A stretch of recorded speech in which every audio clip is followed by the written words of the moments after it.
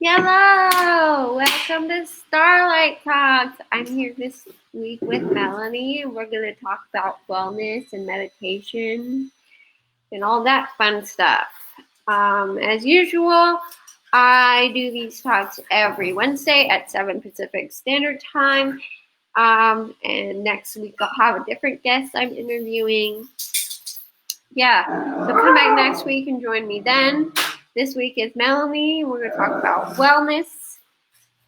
Check out our website, autism.com. We have so many great services on there. Tomorrow is support group, so sign up for that. And then we have game night, and we have mentorships, life map, movie night on Monday, and we have Melanie who does her meditations. So, yeah, and all those services are free until the end of the month, so take advantage of the next week or two. Can you help me out? So, yeah, this is Melanie. So if you'd like to introduce yourself. Benji. Hi, everybody. I am Melanie Mcully, and like Chloe had mentioned, I have been hosting a weekly 30-minute intro to meditation through the month of April and through this month of May, which has been free.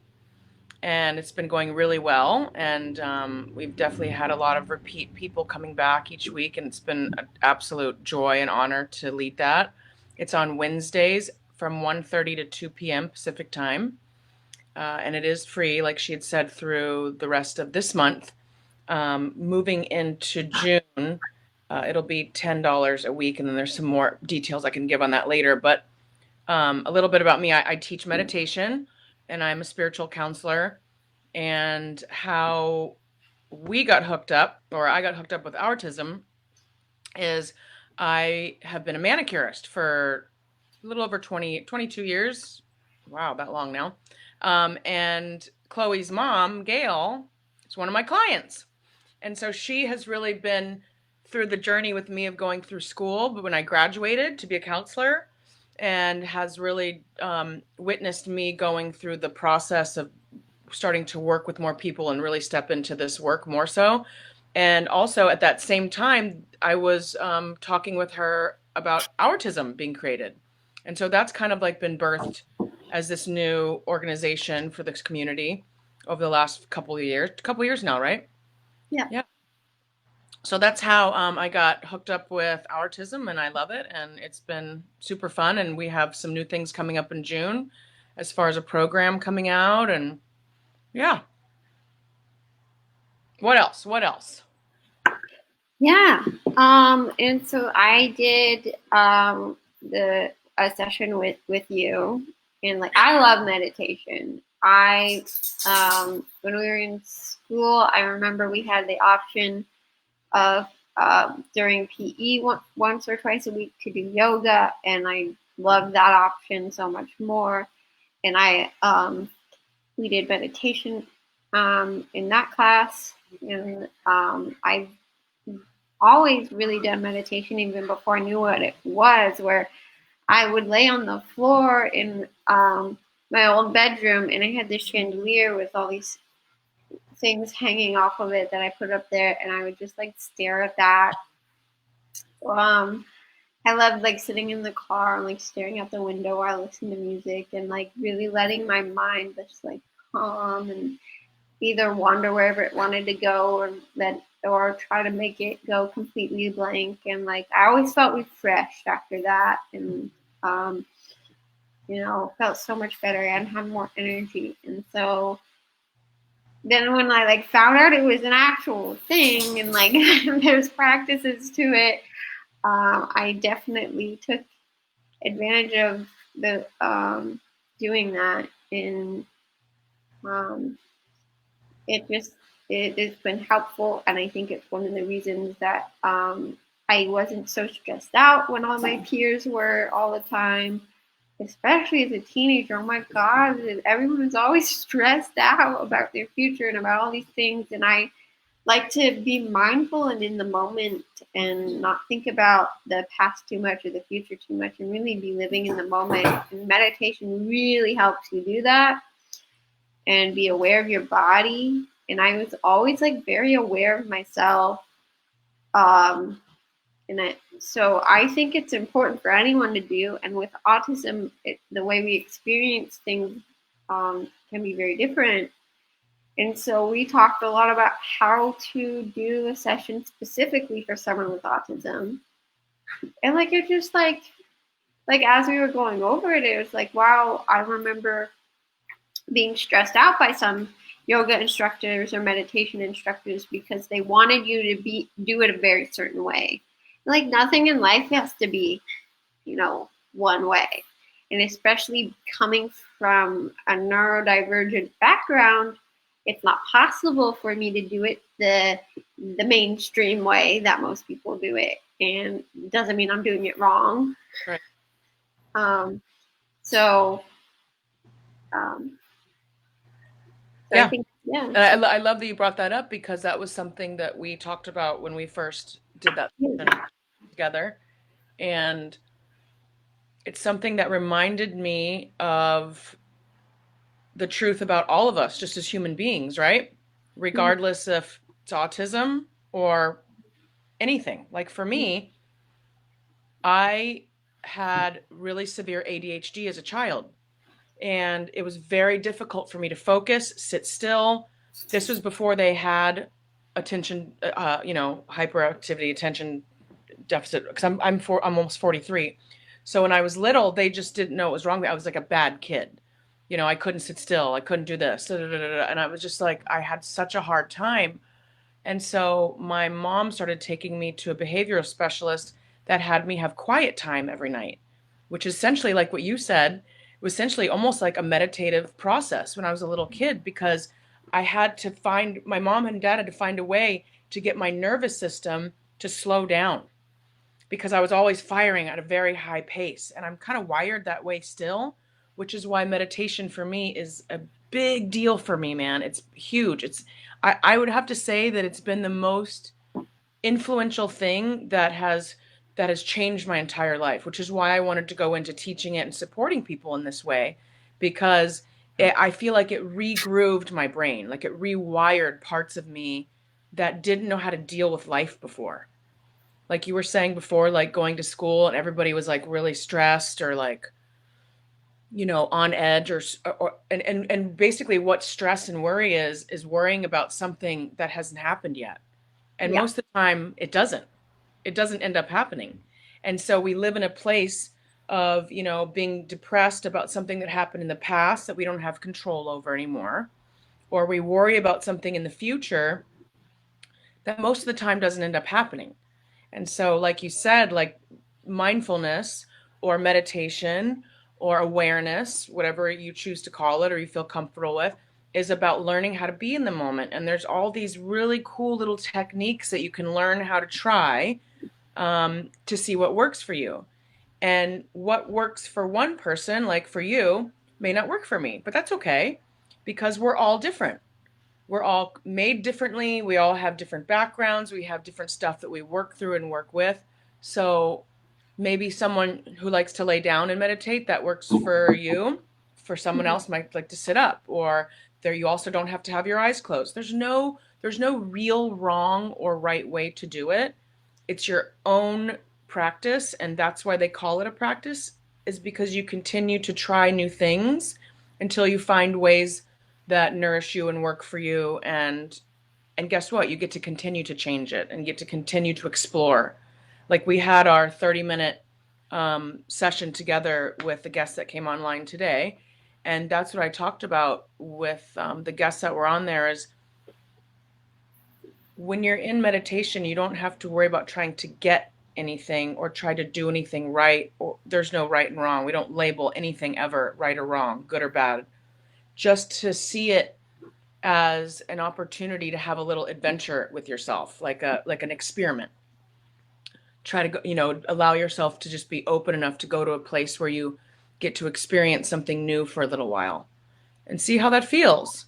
And if you like it, cool. And if not, you get to move on and try something else. So Mhm. it's a pretty cool way to get to know yourself and to know how to self-soothe, which is very huge, at least for me in my life, because I had so many issues with focusing and sitting still, and I still do. I mean, it's still something that I work with. I'm either constantly playing with my hair or moving around, and like it's just how I am. And even in my own meditation, I don't sit completely still. I move because when I move, for me, it works for me. So, like you said beautifully, everyone has to kind of find their own way that works, and whatever way that is perfect. Yeah. And I think meditation has brought a lot of awareness to what it feels like to be in my body and what my body needs and all those kind of things, and just being aware of what it feels like when it's good and when it's not doing good and how to fix it. Um, and those aren't easy things to know. Mm-hmm. Um, and what I found really interesting is right now, a lot of people had to slow down with the stay at home order. And a bunch of people have reached out where they've realized things about themselves that they haven't before and are diagnosing themselves with things or exploring getting a diagnosis, and they never thought about doing that before because they're realizing now, oh, I might be autistic, because it's not something they had to worry about. They were more worried about paying bills and going to work and being on time and what's Being going to happen busy. tomorrow. And all Mm-hmm. of a sudden they can't do all that, and they're stuck at home, and they're like discovering all these new things about themselves.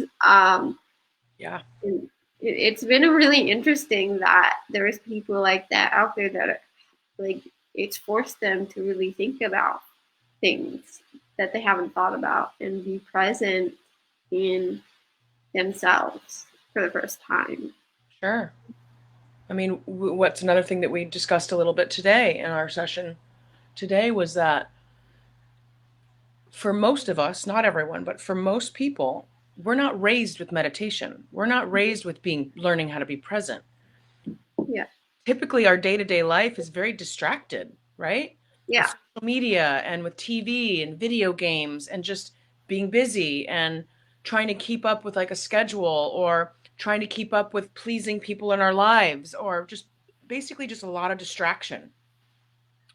And then when you try to sit with yourself or learn how to be with yourself, it's uncomfortable because it's not something that you used to do. Like I have to share this little story because it's relevant to this.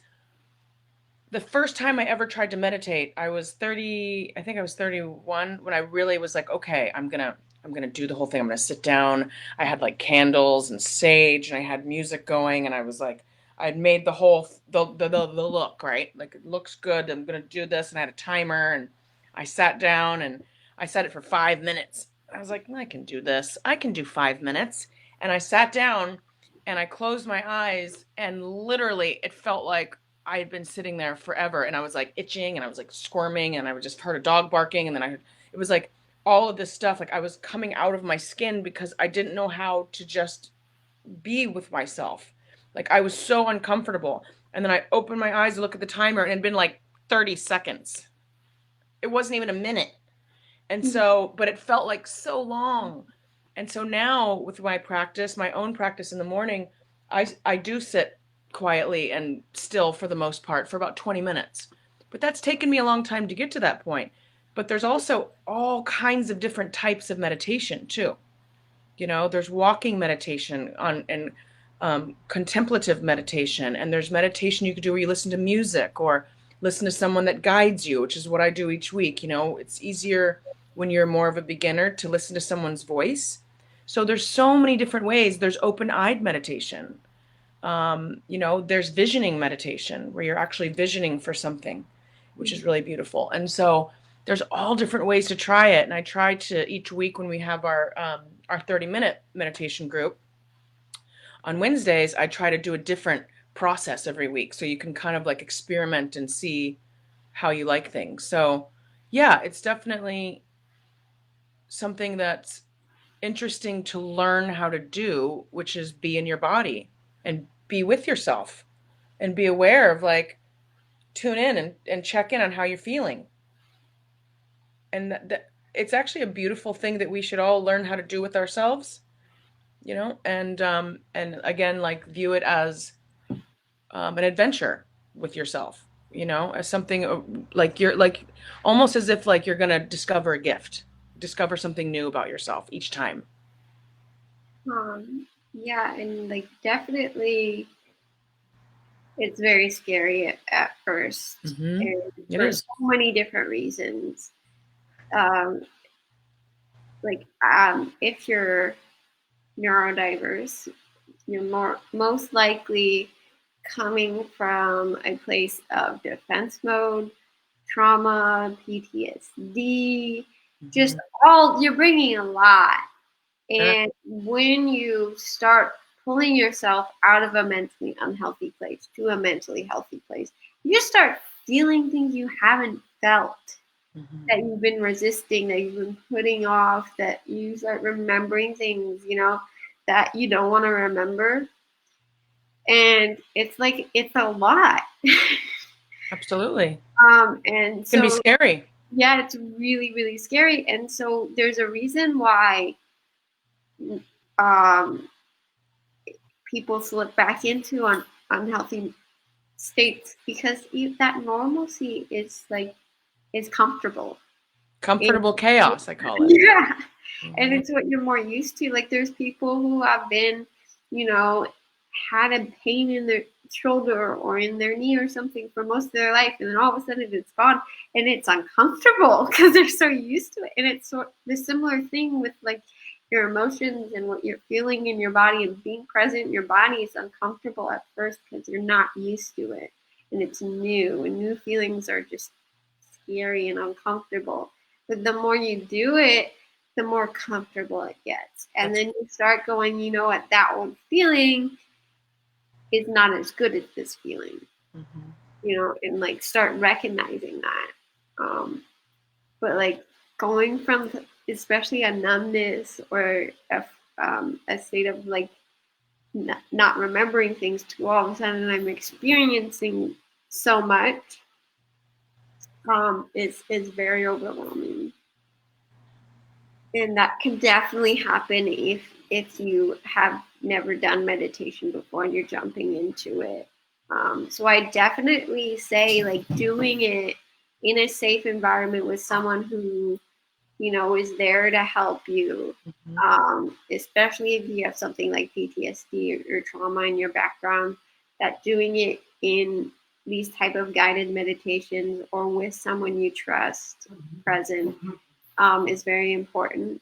Um, and finding the right person to do it with, and that understands you. And so, like, having um, talked a lot about autism and having that understanding, I think, is very, very helpful, to add to helping, in a mindfulness and a wellness journey. Mm-hmm. Yeah.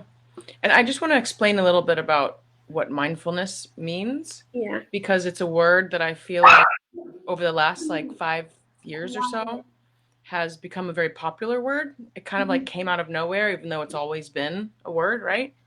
So for me, what mindfulness means is, for example, when we talked earlier about learning how to be present, well, again, someone can say that, learn how to be present. What does that mean? Mhm. What does that mean?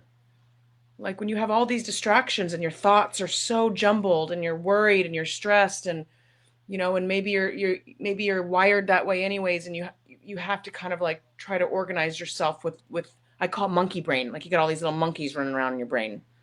So one way to practice mindfulness, meaning awareness, awareness in the present moment. So what mindfulness means is being aware in the present moment. So a really great little practice you could do to try that is when what you're washing your hands. And obviously all of us are doing a little extra of that these days, right? So I had a teacher many years ago teach us that. And so each day, if you can remember to do so, make a conscious decision with yourself that you're going to practice mindfulness while washing your hands, which means when you go to the sink, you turn on the water and you are aware, I'm turning on the water. And then you're aware of the temperature changing. And then your hands are underneath the water and you are aware in that moment of what the water feels like. How often do we think about that stuff? You just go in, you wash your hands, and you leave, right? And so you go in and you're literally feeling the temperature on your hands. And then you put the soap on. And then you feel like what the soap feels like. And then you're watching the bubbles bubble up. And maybe you're watching them go down the drain. And maybe you have the little rainbow cascade on outside of the bubbles. You're being extremely aware of what it all looks like, what it feels like, and the sensations, maybe the smell of the soap. Just being very aware of the sensations of it. Maybe is the water too hot? You adjust the water, and then as you're rinsing it, just like being very aware of getting it out of between your fingers. I mean, this is and it's not a long process. It literally takes you a couple minutes, right, from beginning to end when you dry your hands, and then to just be aware of like how your hands feel. Do they feel invigorated now? Do they feel fresh? Do they feel good? And then that practice is over. And that's just an idea of one way to be aware. Mindful. So just being more thoughtful about what it is that we don't think about from day to day. So when I'm walking up the steps, I'm thinking about each step that I'm taking and being aware that my right foot's getting up to go onto the step and my left foot's going up. And then maybe I'll like go on my tippy toes a little bit and see how that feels and just be really present with that. And I just give those couple of examples because those are things like checking the mail, taking your pet for a walk. A lot of times we'll be on our phone or we'll be super distracted or, we're all guilty of it. The phone thing. The phone thing is like one of the biggest ways that we can be distracted. And sometimes I will go on a walk by myself because I'll do walking meditation, which I can talk about a little bit. It's really awesome. And I'll leave my phone at home. And there's that feeling that I get like, oh gosh, I'm going to leave my phone at home. But what if somebody calls me? What if somebody texts me? Like, it's going to be all right. You're going to be okay. In 10, 15 minutes from now, whatever you need to figure on your phone is going to be right there waiting for you. It's okay. It's okay just to give it a break for a minute and go on a walk where you're just very aware of the breeze and the trees and the flowers and if there's butterflies around and what does the air feel like on my skin. And maybe you'll notice areas outside right where you live, where you've always been or walked before that you've never noticed before. Wow, I never noticed that tree before. I'm going to go sit underneath that tree. Or I've never noticed that little rock formation over there, because you're allowing yourself to be really mindful and present with something. And it's just a practice. You get to practice that. Kids are really good at it. Like I remember my mom said something about like I have to count how many stairs are in the house for like some reason. She was like doing some sort of remodel. I was like, oh, there's 15 stairs. And she was like, how did you know that? I'm like, well, I grew up in this house and I learned to count in this house. And I counted everything in this house multiple times. And when I was little, sometimes there were 16 stairs and sometimes there were 14 stairs. And like, that's awesome. But I found out there were 15 stairs most of the time. Yeah. So, and she was like, how do you, what? That's interesting. I just thought about that. Like, I don't know how many stairs there are outside my front porch. Now I'm going to, yeah, it's like, yeah. Just like wow, I don't even know how many stairs are outside my front door. I lived here 10 years. Yeah, kids know all of that. Mm-hmm. Like if you want to be mindful, take a kid somewhere and they'll point out, they'll observe everything. Yes, they're very observant. Yeah. Well, they don't have all the busyness yet. Yeah, and they're purely clear.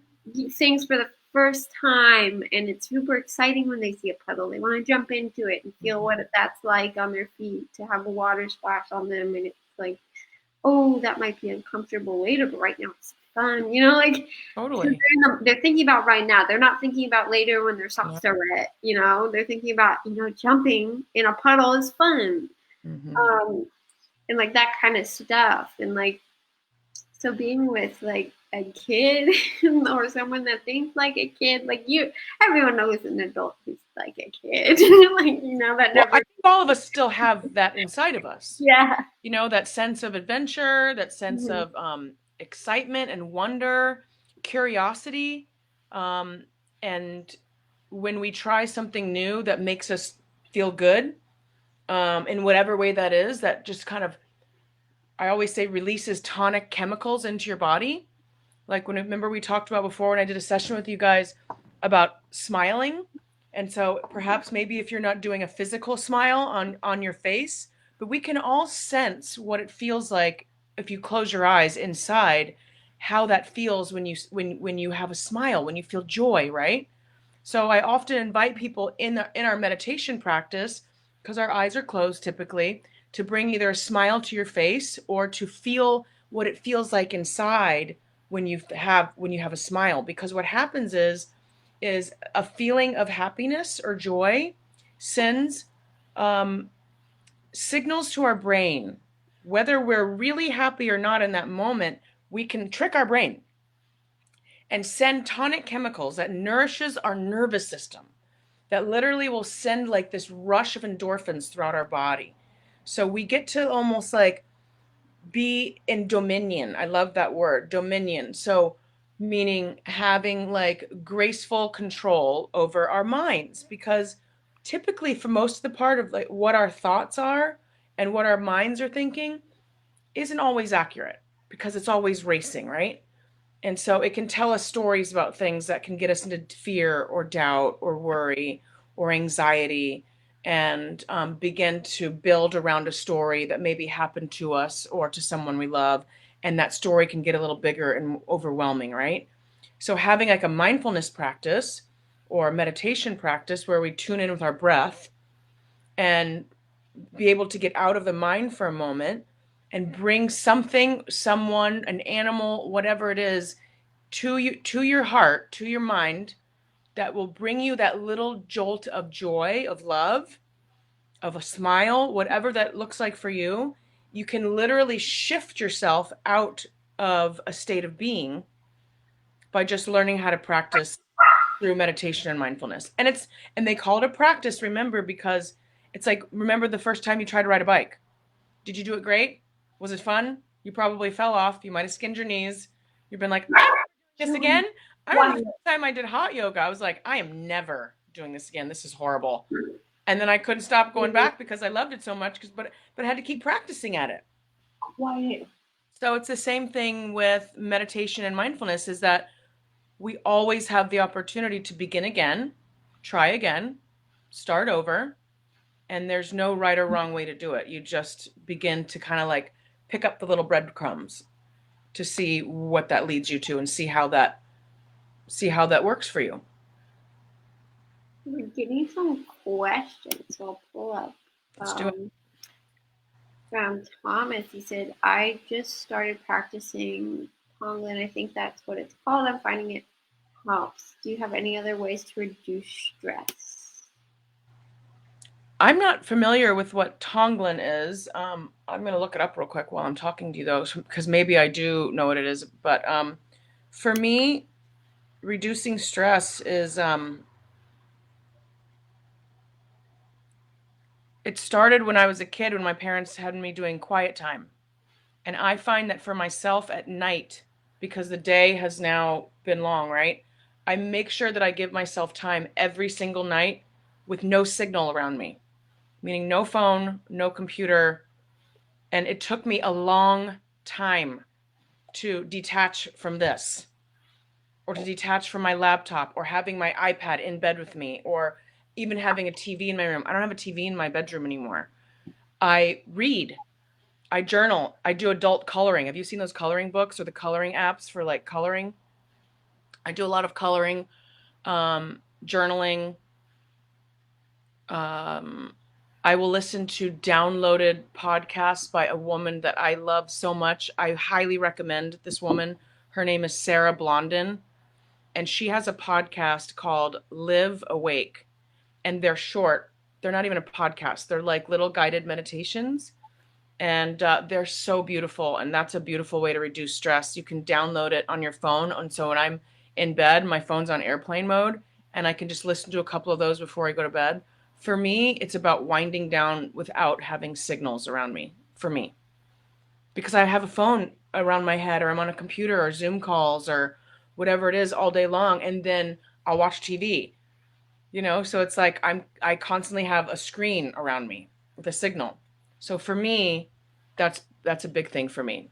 Oh yeah, I've found that during this stay at home that I don't want to watch TV or be on the computer as much because at work that's what I'm doing all day. I'm on Zoom calls and all this kind of stuff. And where before, like it was like in person stuff. So then I wanted to come home and be on the screen and watch, television and stuff because I'm in the film industry, you know, Hmm.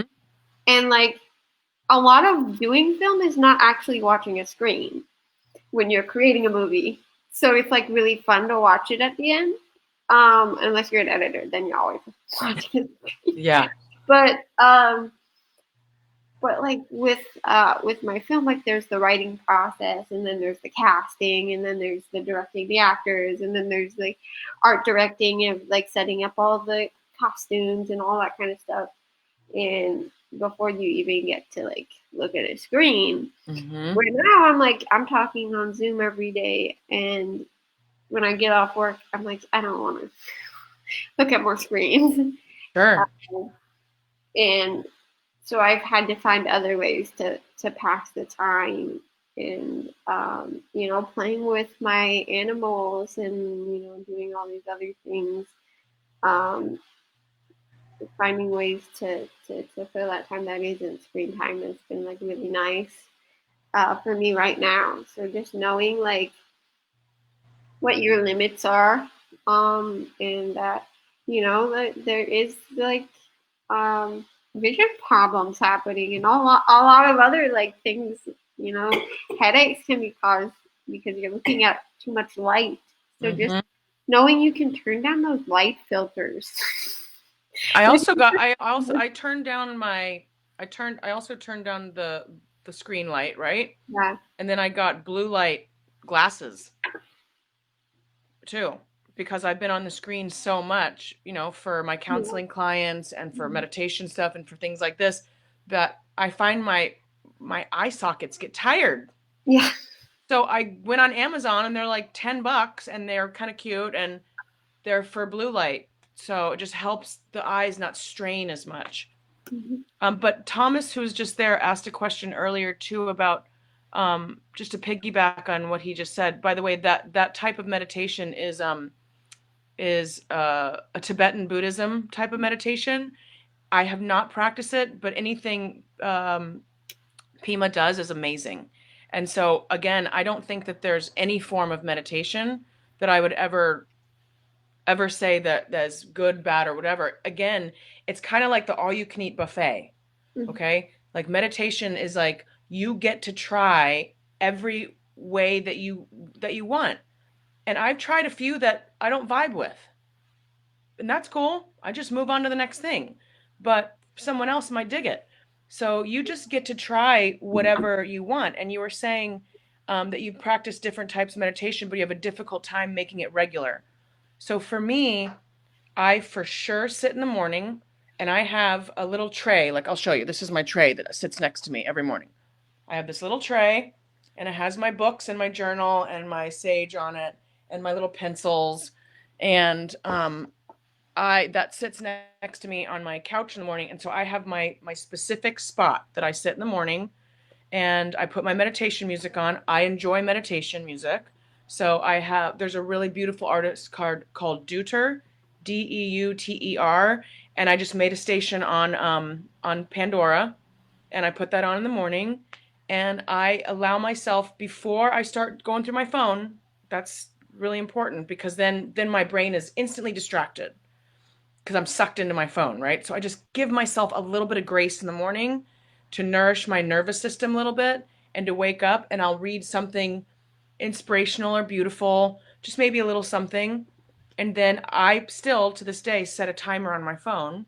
My phone's in airplane mode, and I'll set a timer and I'm listening to music and I sit, and maybe sometimes while I'm sitting with my eyes closed, I'll stretch, or I just allow myself to just wake up in gratitude. A lot of times I'll say out loud what it is I'm grateful for. And some mornings it's hard for me to find things because maybe I'm a little grumpy. I'm not the happiest girl when I wake up in the morning. I just have never been. So meditation for me is like morning is my time to sit.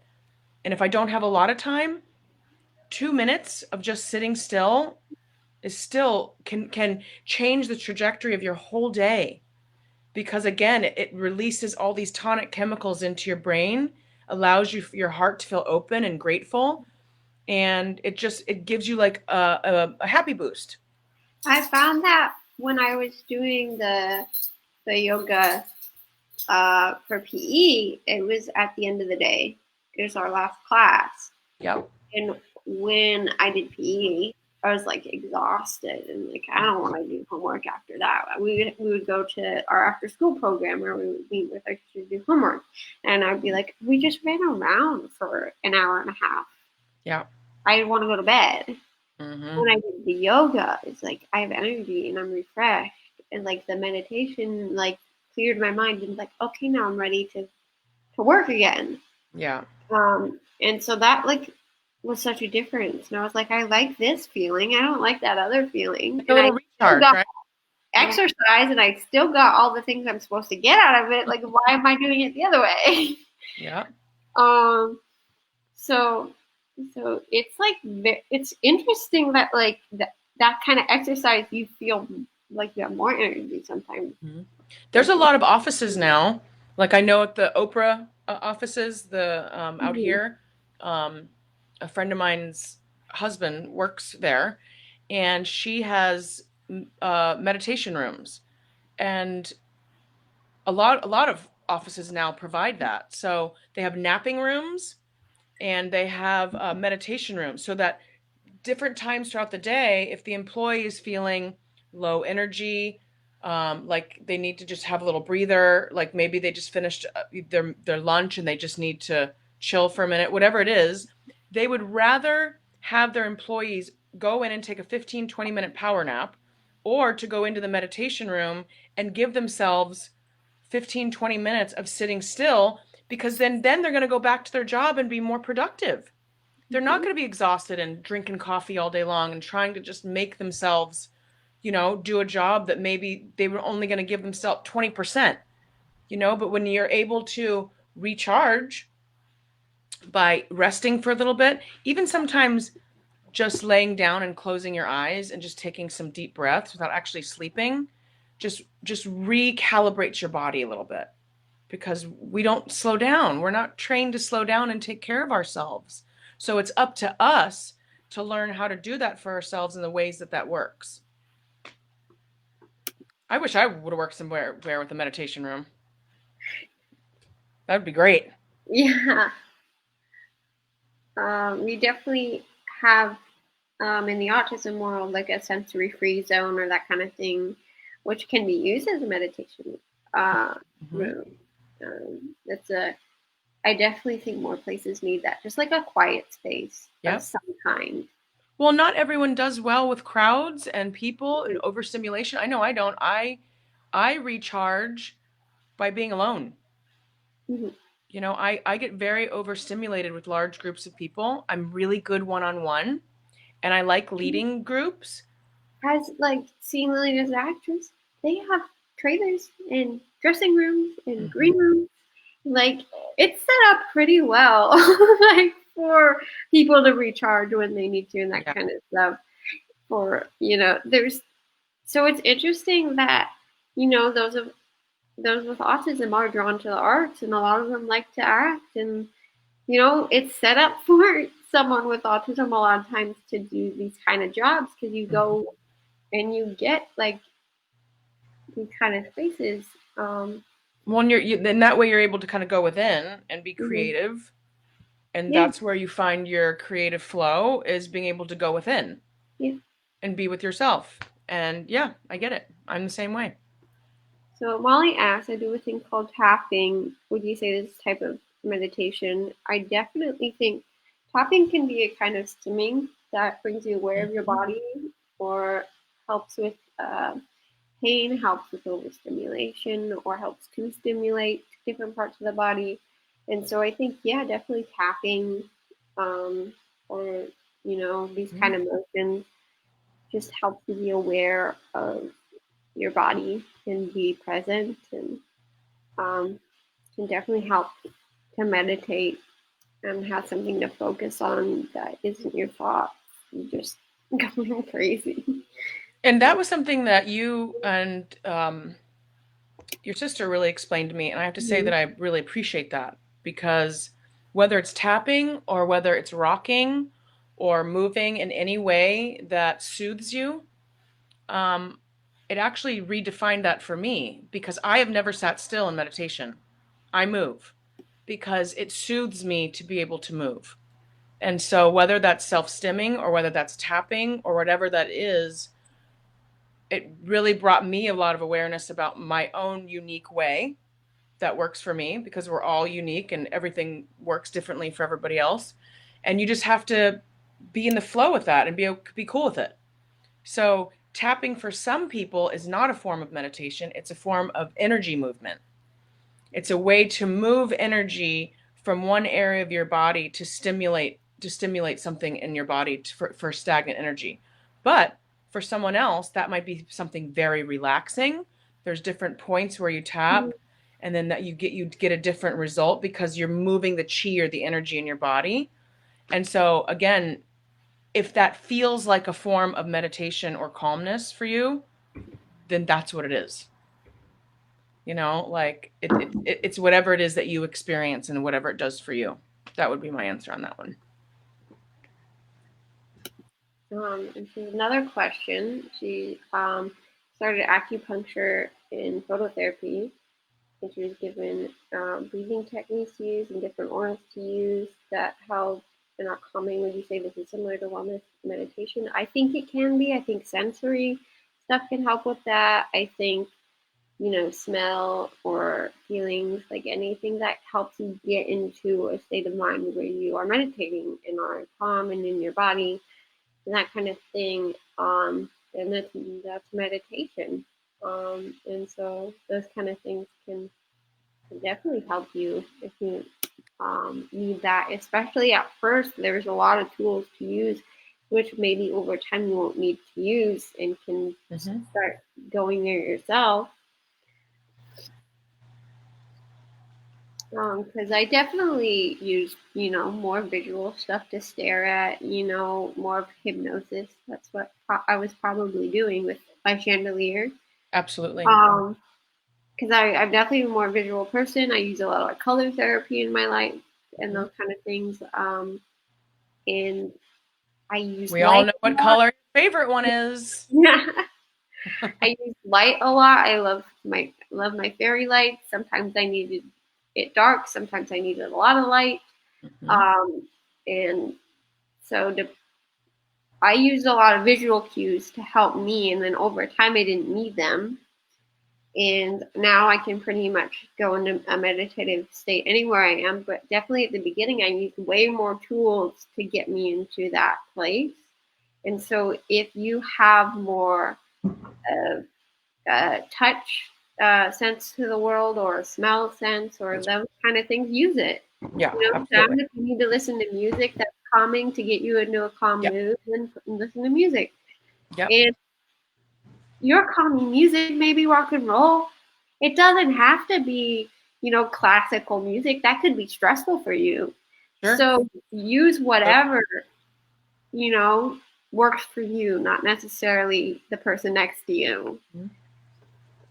Yeah, you're just trying, you're experimenting with what works. And I love what you said before, what you just said about how you were doing it a certain way before, but you don't need to do that anymore because you're able to get yourself to a state that's a little bit more effortless for you now. And that is the whole confirmation of what we just talked about practicing. Because it's never about practicing to get perfect at anything. It's about practicing to grow. We're just practicing so that we can continue to grow and evolve and heal. Because meditation, in whatever form that you practice it in, Um, think of it this way, because this is pretty cool. So when I sit in the morning, I am calibrating myself for my day, because what I notice is that when I don't do it, my day might be a little bit more rough. I might be a little bit more impatient. I might be a little bit more have a little anxiety. I might feel a little on edge because I didn't like start my day with something that was really like nourishing for me and to like get myself ready for that, right?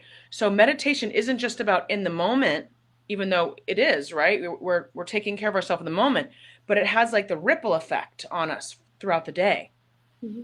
So it's really about practicing, having some sort of regular practice so that when stressful thing comes up, when you get triggered, when something happens that's overwhelming or whatever it is, we can go to that place wherever we are and tune in with ourselves and self-soothe ourselves because we know how to do it because we've been practicing it already. So meditation just isn't for in the moment, it's for how we live our lives in the world. It's like we take that and we use it throughout our life, like whenever it is. I could be sitting on an airplane or on a bus or, and maybe at a family's house, family gathering, and like you've got that one family member that you're like, I'm able to like take a few deep breaths and center myself because I've been practicing that type of mindfulness for a while. And so I can like be able to move through things a little bit more graceful. Yeah, for me, I use my color therapy a lot. Just, you know, things that are I'm fighting depression. I'm fighting defense mode, and you know, yellow makes me happy, and it's such a simple thing, and it's everywhere. So when I'm walking down the street, I see a yellow flower. I stop for a minute and look at it, and my friends stop when I do it, and they look at it, and they're like, Yeah. "That's cool," and they feel my happiness, and then they feel it, you know. Yeah. And we're looking It's at a flower, contagious. you know, and it's so simple. Mm-hmm. We're at a store, and the people around me I'm with run to the yellow dress and go, Chloe. We're all in that moment, you Yeah. know. Sure. It's just like Absolutely. it's so like we don't have to buy it, but it's just like they noticed, and like you know, it's like the simple things like that can like just bring everyone to the present, and then we're all feeling it, and we all stop for a minute That's and right. just felt it together. And I think, you know, taking a moment to meditate and bring yourself back into your body and be aware can bring you that more positive attitude about the world, and you'll remember more of those moments, I think, than, you know, there's so many negative ones that, you know, Yeah. just, you can let go of now. And And that remember, doesn't mean that those things aren't still going to happen, right? yeah, Negative but stuff's going to happen. We're going to get triggered yeah, by things. We're going to have bad days where you wake up and you're like, why do I feel so yucky today? There's nothing really wrong, yeah, but I can't like get out of this like feeling of like whatever it is, sadness or depression. Like I deal with that too. mm-hmm. But the difference is that when you learn how to have those little moments like you were talking about, right? And I begin to I call that I start to learn how to harvest the good. I have to start trying to find the good around me. What's good? What's right? What's going well? Because there's always those things to look at, right? They're always there. But Mm-hmm. sometimes you have to go looking for them a little bit because you're in this state and it doesn't feel good. Now the difference is that when you learn how to start doing things like that, you don't have to stay in that state for as long anymore. You Right. can you can like vibrate out of it, like shift out of it, so it doesn't turn into days or weeks of being in that state. So you feel your feelings and we don't deny them. Like I'm feeling sad today. Okay, you can be with your sadness and be kind and take care of yourself, but that doesn't mean you have to get stuck there. It doesn't have to take you down. Yeah. And so that's where mindfulness and meditation and having those moments, like for me it's smelling roses. My mom always had us stop and smell roses. And all my friends, like you just said, like when you said, when anybody ever sees me outside with a rose, they all stop, already knowing that I'm going to go bury my face in that rose over there. And sometimes they smell and sometimes they don't, but I just do it Yeah. because it brings me happiness and joy for that moment. It's the practice of doing it that just like, it reminds me of my mom. It reminds me of a beautiful time. And it's like, and then everyone around me does it too. And it's a cool little thing. So thank you for Mhm. mentioning that. Yeah. So I think it's important to find those things in your life and make those your focus. And like I think meditation helps with, you know, having more control of what you choose to focus on and what you choose to remember. Because I think that's in your control.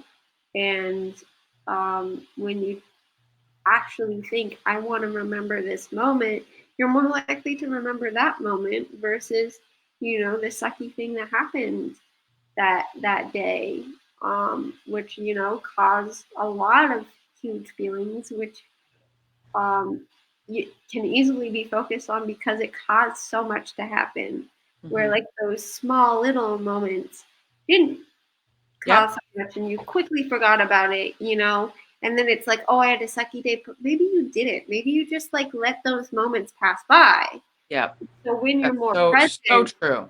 So when true. yeah, when you're more present, you go, oh, but wait, there was those 10 moments throughout the day, and there was only one bad moment. Yeah. But that one went poof. Yeah.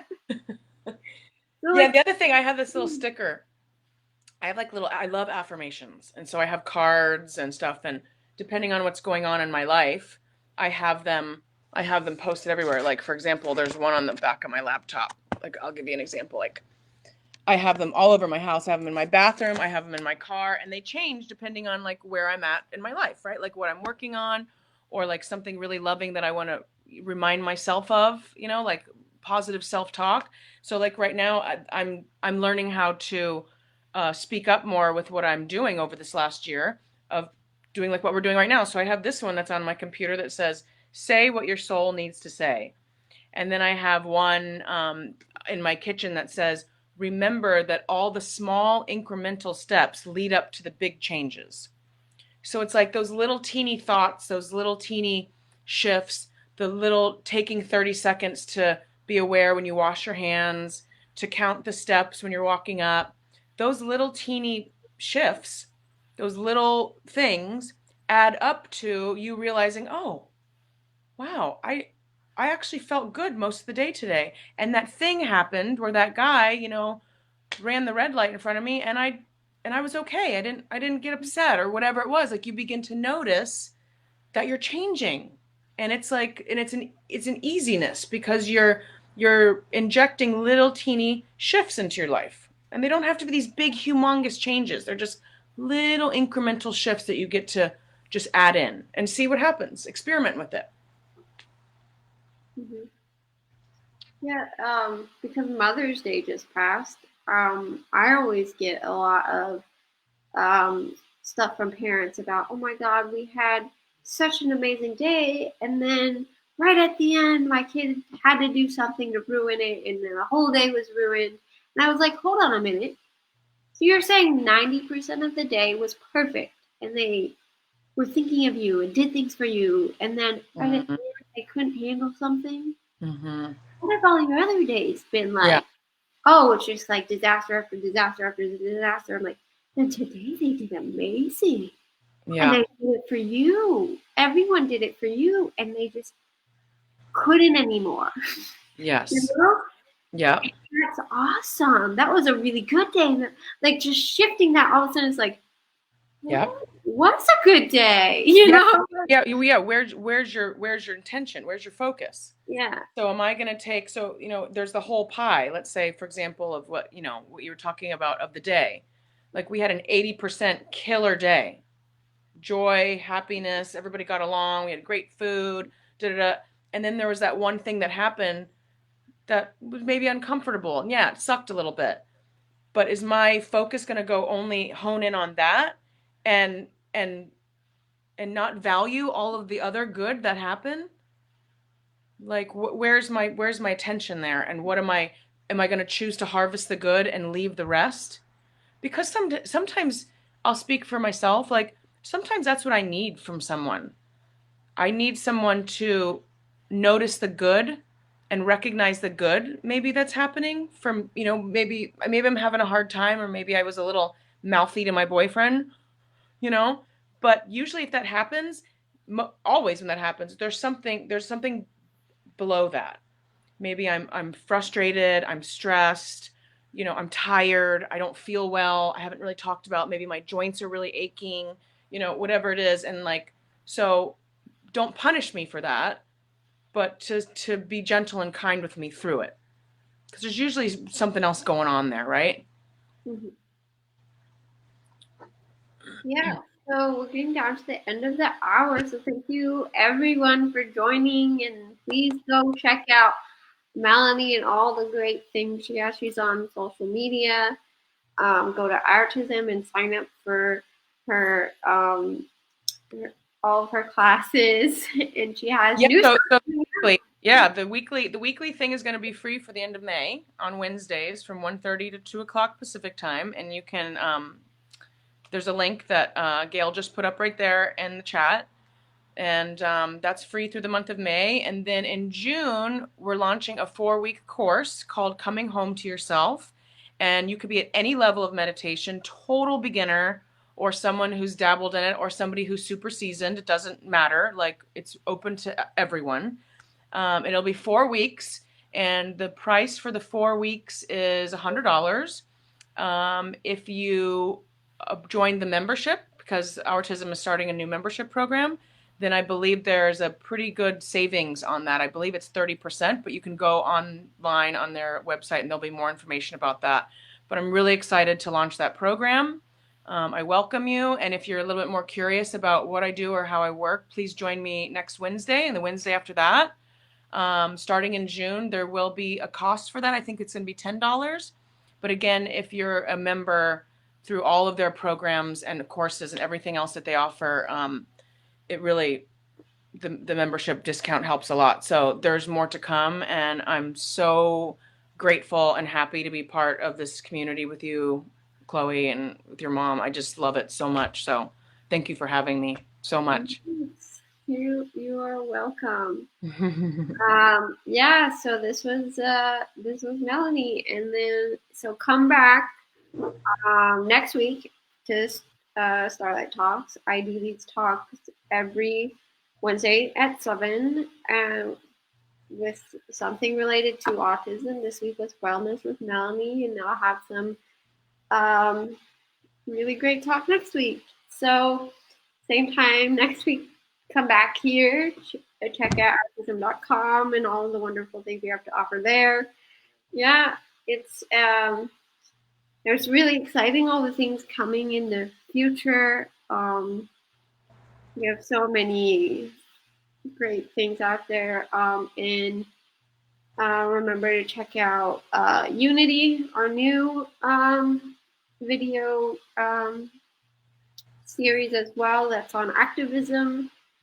So, yeah, have a great evening, rest of the night.